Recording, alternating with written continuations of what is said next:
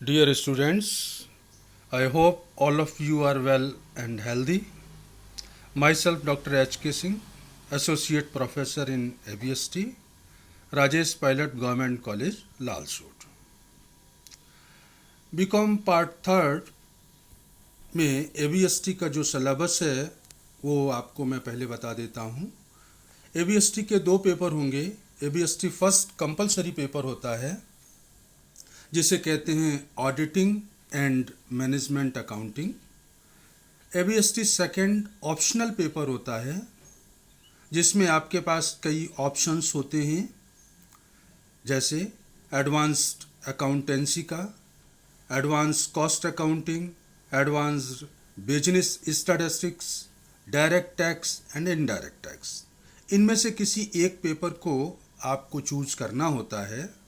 वर्तमान में अपने महाविद्यालय में जो पेपर चलाया जा रहा है ऑप्शनल पेपर के तौर पे, वो पेपर है एडवांस्ड अकाउंटेंसी का।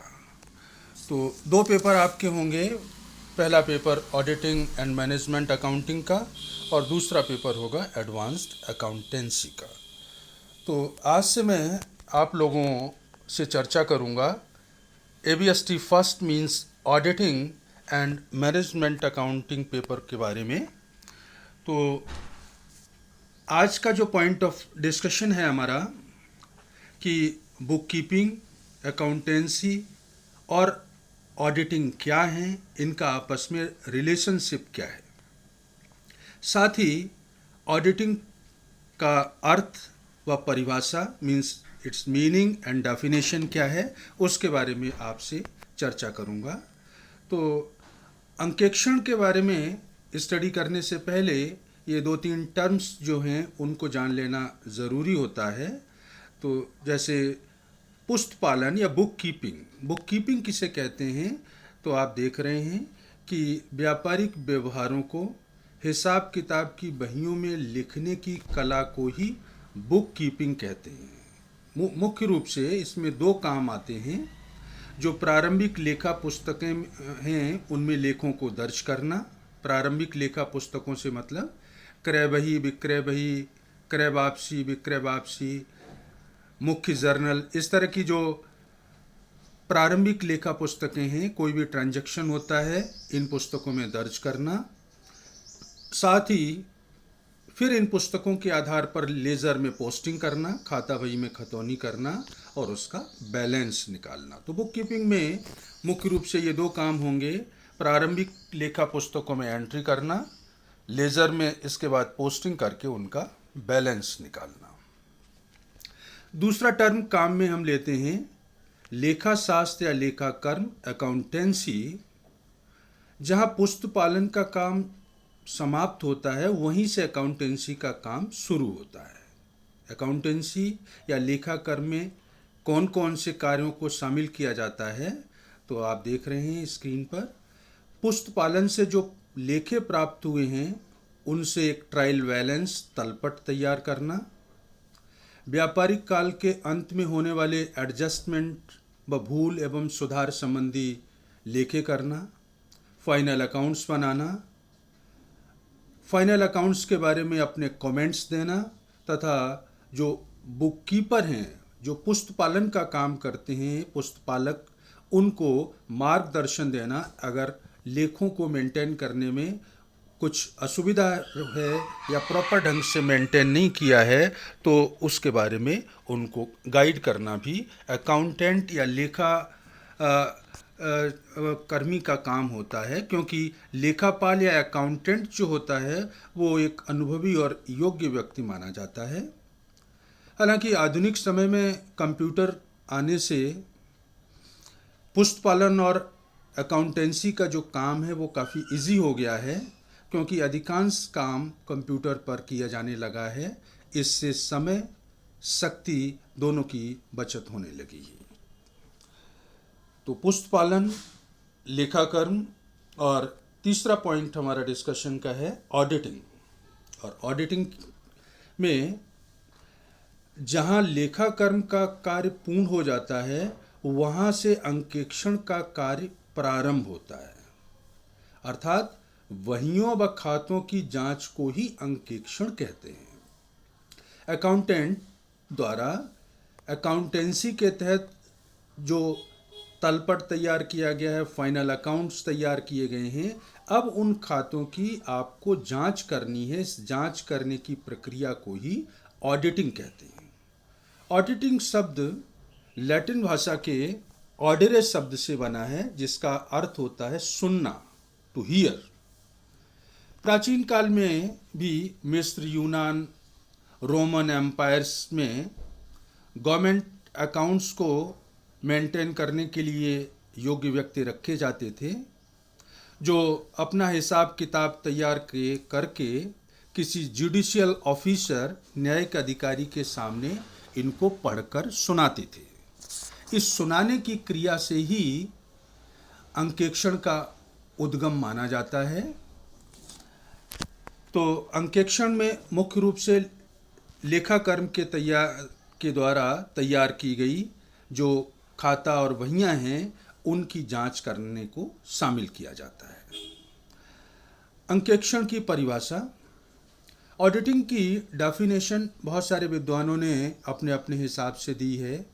कई परिभाषाएं विवादित भी हैं, लेकिन स्पाइसर एंड पैगलर की जो परिभाषा है वो काफ़ी हद तक सही मानी जाती है।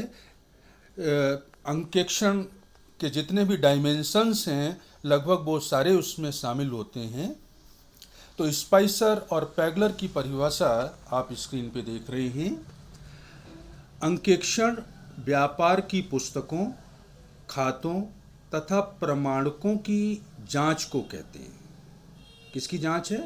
पुस्तकों की, अकाउंट्स की, प्रमाणकों की मीन्स बाउचर्स की, जिसमें अंकेक्षक को उसके द्वारा प्राप्त सूचनाएं तथा स्पष्टीकरण के आधार पर एवं पुस्तकों द्वारा दिखलाए जाने पर ये संतोष हो जाए। उनकी जांच करके स्पष्टीकरण ले लिया और बुक्स में जो दिखाया गया उनको टैली करके वो सेटिस्फाइड हो जाए ऑडिटर कि ये चीज़ें हैं वो ठीक हैं या नहीं हैं। कौन कौन सी चीज़ों के बारे में संतोष उसको होना चाहिए कि चिट्ठा ठीक ठीक बनाया गया, बैलेंस शीट जो आपने बनाई है वो बिल्कुल खातों के सही बैलेंसेस को प्रदर्शित कर रही है। चिट्ठा व्यापार की सही एवं उचित आर्थिक स्थिति को प्रकट करता है या नहीं है। बैलेंस शीट एक पर्टिकुलर डेट पर व्यवसाय या व्यक्ति की आर्थिक स्थिति का चित्रण करता है, तो चिट्ठा आर्थिक स्थिति का सही चित्रण कर रहा है या नहीं कर रहा है, इसके बारे में उसको सेटिस्फाइड होना होता है। साथ ही प्रॉफिट एंड लॉस अकाउंट जो बनाया है वो आर्थिक वर्ष जिस ईयर के लिए आपने बनाया है उस वर्ष का सही लाभ या हानि का चित्रण कर रहा है या नहीं कर रहा है। और यदि वो संतुष्ट नहीं है इन चीज़ों से, तो उसके असंतोष का कारण क्या है, किन बातों के संबंध में वो सेटिस्फाइड नहीं है, इन सब चीज़ों को अंकेक्षण के कार्य क्षेत्र के अंतर्गत लाया जाता है स्पाइसर एंड पैगलर द्वारा। तो अंकेक्षण की एक सर्वमान्य परिभाषा कुछ हम इस तरह से दे सकते हैं, जिसमें आप कह सकते हैं कि अंकेक्षण किसी संस्था की लेखा पुस्तकों की विवेचनात्मक जांच है।